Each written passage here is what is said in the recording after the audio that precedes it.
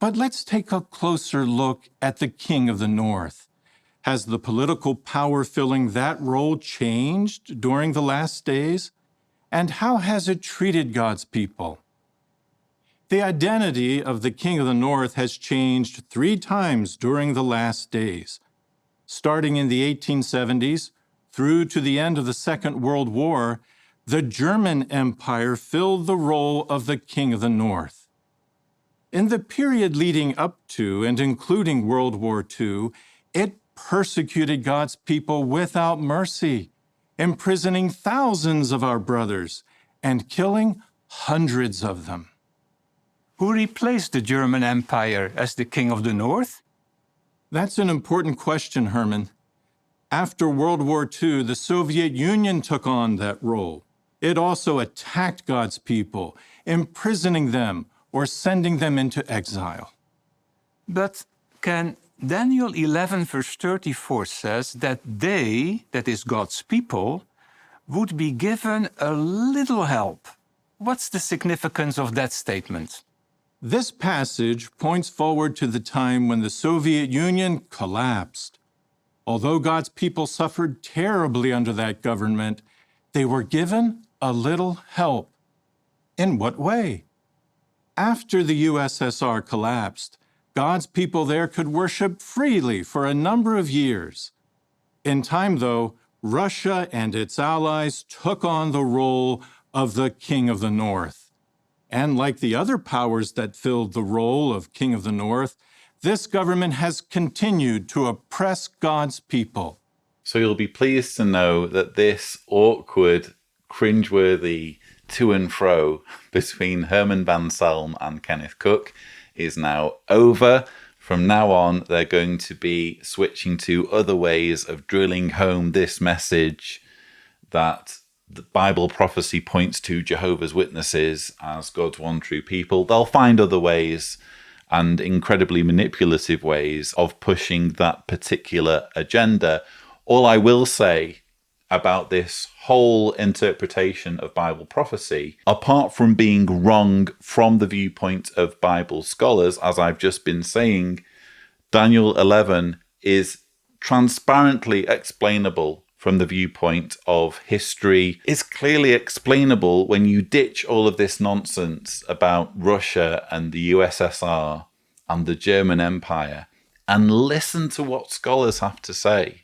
Again, individuals who've devoted their careers to understanding this stuff, they look at Daniel chapter 11 and they say, well, this is clearly a commentary on the tussle between the Ptolemaic kingdom and the Seleucid kingdom, because the book of Daniel wasn't written by Daniel in Babylon during the exile. It was actually written centuries later, around 164 BCE. So the writer here is commenting on what then would have been fairly recent history in prophetic language, as though Daniel had foreseen it all those centuries ago in Babylon. Again, it's transparently clear that that's what Daniel 11 is when you listen to what scholars have to say. Contrast all of that with Herman and Kenneth and their bizarre ramblings about the German Empire and the USSR. The whole thing unravels when you just subject it to the mildest scrutiny.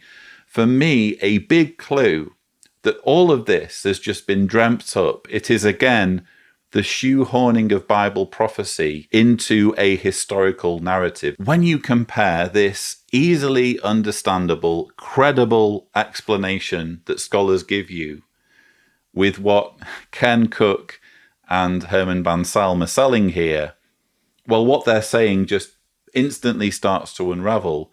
It's not even internally consistent, I would argue, because on the one hand, they're referring to Germany as the German Empire right up to the defeat of Germany in 1945. And on the other hand, they're referring to the USSR giving way to a different identity, namely Russia and its allies. This is an incredibly arbitrary distinction. I mean, the German Empire, again, if you go on Wikipedia, the German Empire lasted from 1871 to 1918. 1918 is when most people recognize that the German Empire ended and politically things were restructured in Germany so that there wasn't a Kaiser anymore. And yet apparently Herman van Salm and Kenneth Cook know differently. They're telling us, no, the German Empire ran all the way up to 1945. It wasn't the German Empire giving way to Germany and then giving way to Nazi Germany. It was the German Empire for the full duration.